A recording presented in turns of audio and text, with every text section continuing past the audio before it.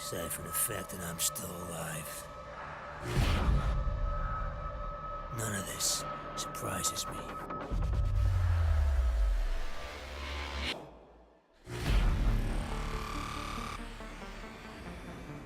Technology got stronger, but we got weaker.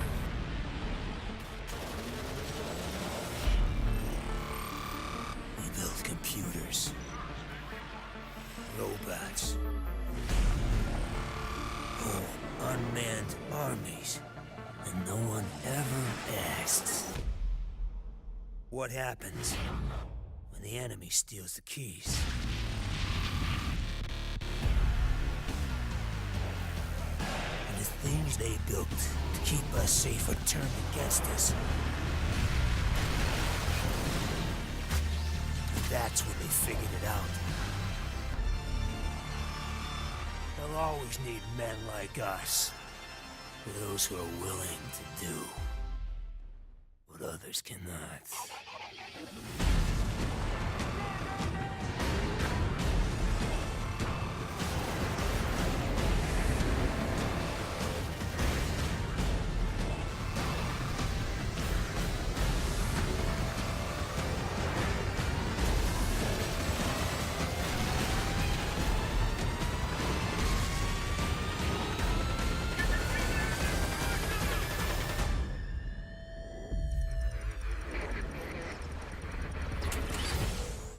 Hi guys, what's going on? RK here. You guys have just seen the reveal trailer for Black Ops 2. This trailer looked absolutely amazing. The game itself looks absolutely phenomenal.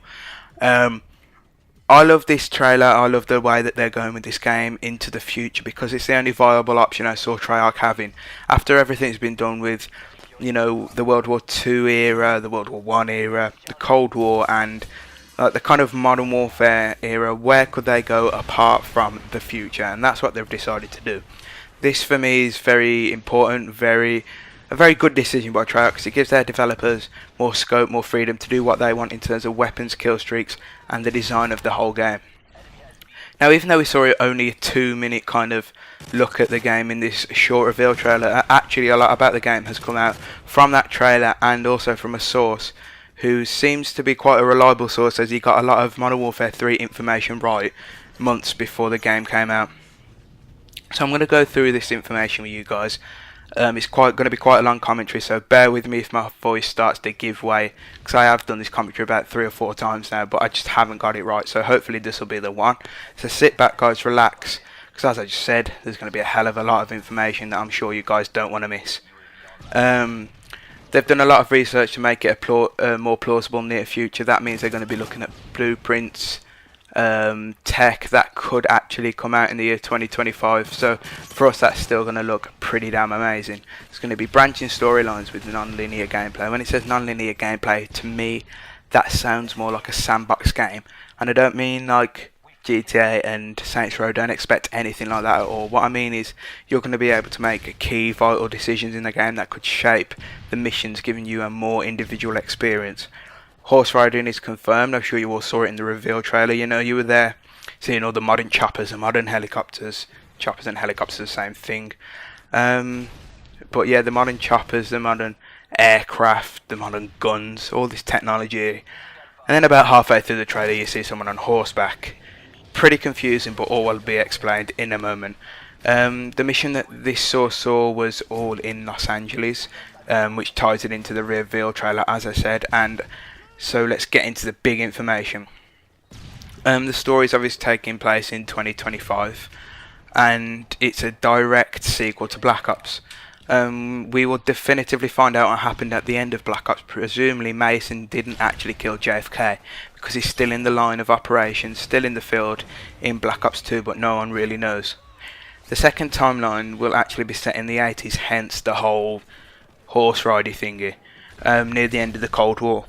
The story will be narrated by the character Frank Woods, who is now an old man but apparently didn't die at the end of Black Ops, even though everyone thought he did. Now, if you don't remember, Woods was a badass character who actually near the end of the game risked his life to save your character in a bit of a fiery death, in a bit of an explosion. That, to me, if that was real life, you know, he'd be dead. But of course, this is Call of Duty, this is Treyarch, they like to put their twist on the game, so I'm actually quite glad that he's back, because I don't think that character, Woods, didn't get enough say in the first Call of Duty, in the first Black Ops, because when it was first announced, they made him to be like the big main character, and in the end he didn't actually turn out to be the main character, and I don't feel had enough say and enough of a big plot in the story itself. In the 80s timeline, players will play as Alex Mason again, but in 2025, interestingly, they'll play as David Mason, who of course is Alex Mason's son, and the father-son relationship will play a great new aspect in the campaign. In the game's fiction, there is a second Cold War taking place between China and the US due to rare earth elements being made to make new tech and military weapons. And the story is actually based on real-world possibility, because China actually controls 95% of rare earth elements at this moment in time, so it's very topical indeed. A good deal of the 1980s action will take place during the proxy wars in Central America. Now, interestingly, for you guys who love something to hook yourself onto in terms of the story, game director Dave Anthony has hinted actually that Viktor Reznov might not have just been a fragment of the player's imagination and actually could have been alive. Now, even though during the story it seems that no one actually knows that Reznov is there, that doesn't actually mean he wasn't, and I'm sure that Treyarch will find a way to get around this if they were to implement him back into the game. David Mason's call sign is called Section, which is a bit of a weird call sign. Maybe that has something to do with it. Do with the story. Maybe it's a bit of one of those like things that Treyarch love to do. They love to get us hooked in. The villain in the game is called Raul Mendez, who in 2025 is pitting the Chinese government against the US governments by hacking into their drones. The 1980s missions will in fact show you why he is doing this and give you backstory to that character up until the modern 2025 day. And the story, interestingly, has been written from the ground up by Dark Knight and Batman Begins co-writer David Goyer. This man is a very, very, very good writer. He obviously, as I've just said, has worked on the Dark Knight and Batman Begins, and it seems that Treyarch are trying to bulk up their campaign, and to me that's something that I think they need to do, because it's always been complained that the campaigns aren't long enough, aren't bulky enough. So if they get this right, it almost seems like they're trying to make a strong multiplayer with a strong campaign, and if they get those two right, this could turn out to be one of the best Call of Duty games we've seen since COD 4. Mendez has hacked into US unmanned drones and unleashed an attack on Los Angeles. That is what we saw in the reveal trailer. And in their mission, they saw a fleet of drones destroying LA, like downtown LA. Now, there's actually going to be at least one female character in the game, and the pilot called Anderson is the only female character we know of so far, but the president at the time in 2025 is also a woman and appears in the mission that this source saw. David Mason's sidekick is a soldier called Nelson, who is actually being played by Michael Rooker, who is famous for his part in the Walking the Dead series. The game is using full body performance capture, which means they're going to get them in those Lycra suits with the table tennis ball kind of things attached to them, and do all the movement.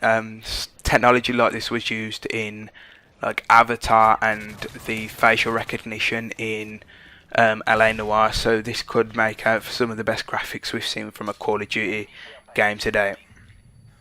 Also, interestingly, with the horses, again linking it back to the horses, they actually got horsing and did the motion technology thing with the horse, so it looks like Treyarch are trying to get every detail like down to a pinpoint. They're trying to make it as crisp and a good looking game as possible.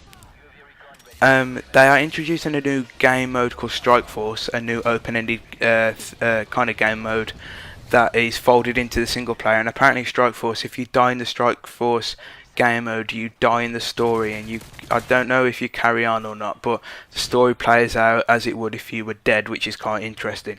So as a whole, the game's story is set in 2025, and there is a Cold War going on between China and the United States. In addition to the timeline hopping in this main story, however, Black Ops 2 will feature several points during which the player is given a number of different operations to undertake.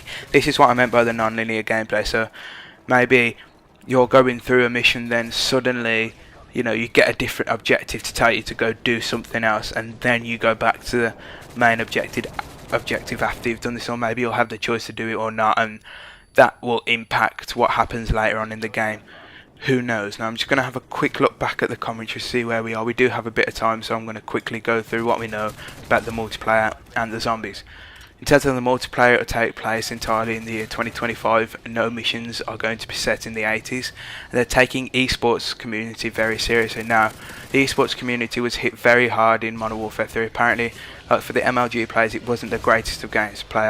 I myself, I'm not a real hardcore MLG player, so it doesn't really affect me. But I've been told that it was a big key issue to do with, you know, MLG and Modern Warfare 3, and they didn't think Modern Warfare 3 supported like esports enough. So if Call of Duty Black Ops 2 can do that, then it could be a fan favourite amongst some more hardcore gamers.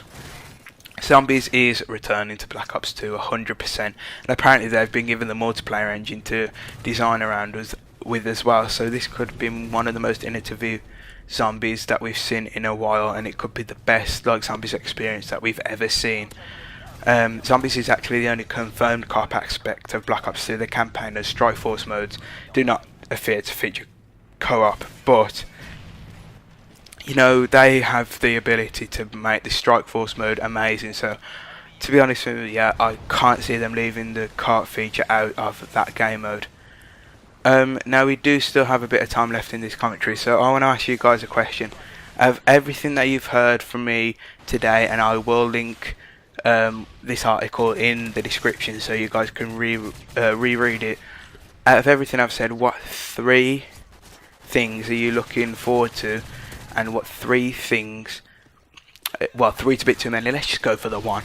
What 1 thing are you most excited for, and what one thing don't you like the sound of, and what 1 thing do you think they could actually do to improve on the game even further, or what 1 thing would you like to see in the game that I haven't already mentioned? If you can think of anything viable, please leave it down in the comments. If you've enjoyed all the information that I've brought you guys, please give it a like and a favourite, because it'll really help my channel to grow, because at the moment I'm only a small channel and I'd love to get out there more. I'm going to be bringing Black Ops information as soon as it comes out. I've got many different sources, many different websites that keep up to date information regarding Black Ops, so anything that's ever said about Black Ops I'll be the first to know. So that is another reason why you guys should be subscribing to me. And I'm not going to turn this into some sales pitch. In fact, I'm going to end the commentary there. So this has been RizzlKid, guys. I hope you've enjoyed this very long commentary. My mouth is now as dry as an orange chuff, so I'm about to go drink some Lucasade. It's been Dave, RizzlKid, again. I'm out, guys. Peace. Enemy recon drone incoming. Friendly Cobra inbound. Defeated. Don't let this happen again.